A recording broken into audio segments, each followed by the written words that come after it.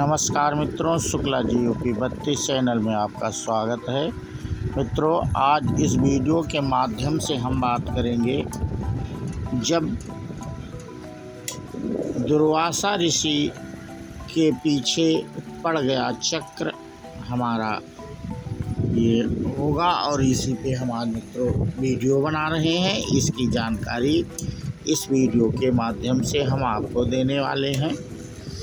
तो बिना देरी के हम अपना वीडियो शुरू करते हैं। मित्रों, भारत के पौराणिक इतिहास में अनेक ऐसे ऋषियों मुनियों का जिक्र है जिनके पास अलौकिक शक्तियाँ थीं। वह अपनी इसी शक्ति के कारण चाहे तो श्राप देकर सामने वाले को भस्म कर सकते थे या फिर वरदान के द्वारा किसी का जीवन खुशियों से भर देते थे। यह सब उन्हें क्रोधित करने व प्रसन्न करने से जुड़ा था। ऐसे ही महर्षि थे दुर्वासा ऋषि, जो अपने क्रोध के लिए जाने जाते थे। ऋषि दुर्वासा को शिव का अवतार कहा जाता था, लेकिन जहाँ भोले शंकर को प्रसन्न करना बेहद आसान माना जाता है, वही दुर्वासा ऋषि को प्रसन्न करना शायद सबसे मुश्किल काम था। हाँ, शिव और दुर्वासा में एक बात समान थी कि दोनों के ही क्रोध की ज्वाला से बच पाना लगभग असंभव था। ऋषि दुर्वासा के क्रोध से जुड़ी अनेक कहानियाँ हमारे पौराणिक इतिहास में है, जब किसी के कृत्य या दुस्साहस ने उन्हें इस कदर क्रोधित कर दिया कि उन्हें अपना आपा खोना पड़ा। लेकिन बार बार नुकसान सामने वाले व्यक्ति को ही उठाना पड़े, ऐसा जरूरी नहीं है। कभी कभार आपका क्रोध और अहंकार स्वयं आपके लिए भी घातक साबित हो सकता है। दुर्वासा ऋषि के साथ भी ऐसा ही हुआ, जब उनका क्रोध उनकी जान के पीछे पड़ गया। इक्ष्वाकु वंश के राजा अम्बरीश विष्णु के परम भक्त होने के साथ बेहद न्यायप्रिय शासक थे। उनके शासन काल में प्रजा खुशहाल और संपन्न जीवन व्यतीत कर रही थी। उनके तप से विष्णु इस कदर प्रसन्न थे कि अपने सुदर्शन चक्र का नियंत्रण अम्बरीश के हाथों में सौंप रखा था। एक बार राजा अम्बरीश ने एकादशी का व्रत रखने का निर्णय लिया। यह व्रत इतना ताकतवर होता है कि देवेंद्र तक इसके शक्ति से हिल गए। अम्बरीश अपना व्रत संपन्न न कर पाए, इसके लिए इंद्रदेव ने दुर्वासा ऋषि को उनके पास जाने को कहा। एक बार राजा अम्बरीश ने एकादशी का व्रत रखने का निर्णय लिया। यह व्रत इतना ताकतवर होता है कि देवेंद्र इसकी शक्ति से हिल गए। अम्बरीश अपना व्रत संपन्न न कर पाए, इसके लिए इंद्रदेव ने दुर्वासा ऋषि को उनके पास जाने को कहा। व्रत खोलने का समय जैसे ही नज़दीक आया, दुर्वासा ऋषि भी अम्बरीश के महल पहुंच गए। उन्होंने अम्बरीश से कहा कि वे स्नान करके जल्दी ही लौटते हैं। अम्बरीश ने सम्मानपूर्वक ऋषि दुर्वासा का बहुत देर तक इंतजार किया, लेकिन लंबी अवधि बीत जाने के बाद भी दुर्वासा ऋषि स्नान से वापस नहीं आए। तब अम्बरीश ने देवताओं का ध्यान कर उन्हें आहूत दी और कुछ भाग दुर्वासा ऋषि के लिए निकाल लिया।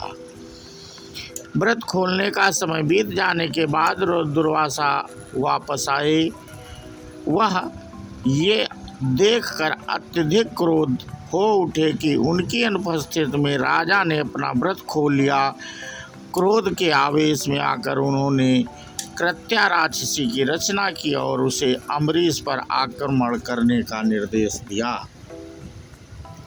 अपनी जान बचाने के लिए अम्बरीश ने सुदर्शन चक्र को प्रहार करने का आदेश दिया। सुदर्शन चक्र के प्रहार से कृत्या राक्षसी उसी समय मारी गई। कृत्या का वध करने के बाद सुदर्शन चक्र दुर्वासा का पीछा करने लगा। अपनी जान बचाने के लिए ऋषि दुर्वासा इधर उधर भागने लगे, लेकिन वह जहाँ भी जाते सुदर्शन चक्र उनके पीछे आ जाता। वह अपनी जान बचाने के लिए इंद्र के पास पहुँचे। इंद्र ने अपनी अक्षमता दर्शाते हुए उन्हें ब्रह्मा के पास भेज दिया। ब्रह्मा ने उन्होंने शिव के पास और शिव ने विष्णु के पास जाने को कहा। आखिरकार वो विष्णु के पास पहुँचे। विष्णु ने उन्हें कहा कि सुदर्शन चक्र का नियंत्रण अम्बरीश के पास है, इसलिए उन्हें अम्बरीश के पास ही जाना होगा। हार कर दुर्वासा अम्बरीश के पास पहुँचे और चक्र को रोकने को कहा। राजा ने ऋषि की प्रार्थना मान ली। आखिरकार सुदर्शन चक्र को रोककर दुर्वासा ऋषि की जान बचाई।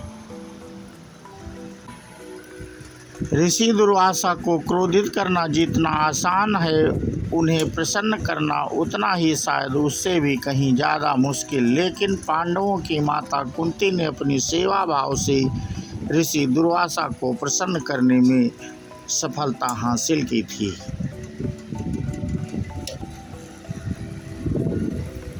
कुंती की सेवा से प्रसन्न होकर दुर्वासा ऋषि उन्हें मंत्र बताया था, जिसकी सहायता से वह देवताओं का ध्यान कर पुत्र रत्न की प्राप्ति कर सकती थी। पांडवों का जन्म इसी की सहायता से हुआ था।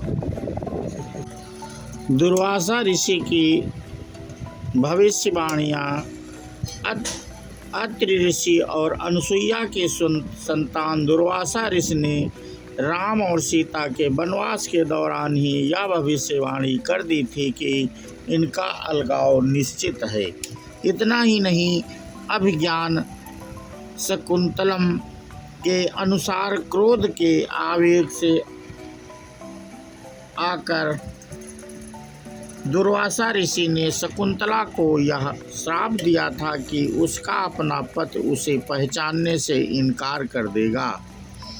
मेनका की माला। दुर्वासा ऋषि ने इंद्रदेव को खूबसूरत कल्पक फूलों की माला भेंट की थी, जो उन्हें मेनका ने दी थी। इंद्र ने वो माला अपने हाथी रावत के गले में डाल दी। रावण ने वो माला जमीन पर फेंक दी, जिसे देखकर दुर्वासा अत्यंत क्रोधित उठे।